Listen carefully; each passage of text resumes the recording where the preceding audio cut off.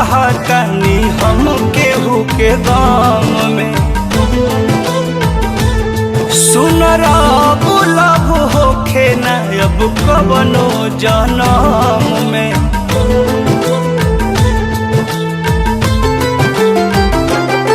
दिन रात डूबल रहतनी हम केहू के गम में। सुन रब लब होखे न अब कवनो जनम में। हमरा ऐसन दुलार न चाही देवही के कुछ होई। हाँ देवही के कुछ होई तमवतिए दिहा भगवान हमरा अब दिलदार ना चाही। देवही के कुछ होई तमवतिए दिहा भगवान हमरा अब दिलदार ना चाही।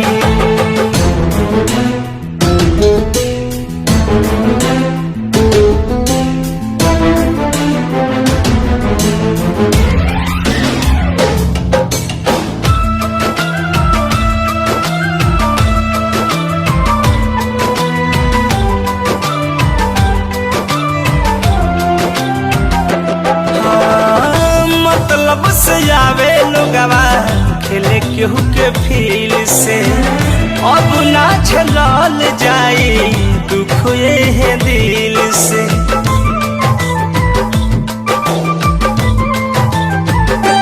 हाँ मतलब से आवे लोगवा खेले केहू के फील से। अब ना झेलल जाई दुख ये दिल से।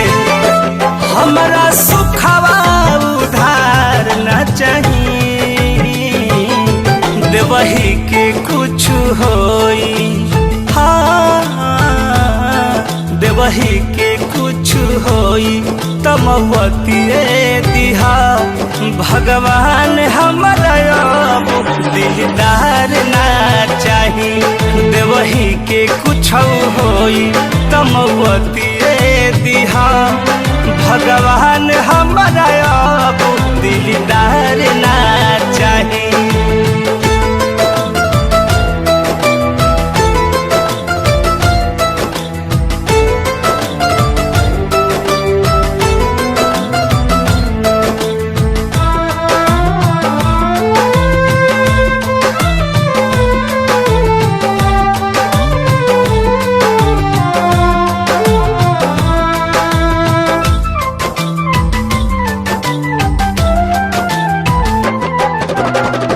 दोष बा सुधाकर प्रमोद हमरे नसीब के।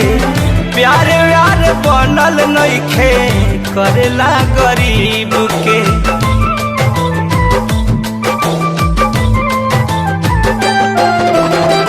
दोष बा सुधाकर सतीश हमरे नसीब के। प्यार व्यार बनल नइखे करेला गरीब के। अब कवनो उपकार न चाही देवही के कुछ होई। हाँ देवही के कुछ होई तमवतिए दिहा भगवान हमरा अब दिलदार ना चाही।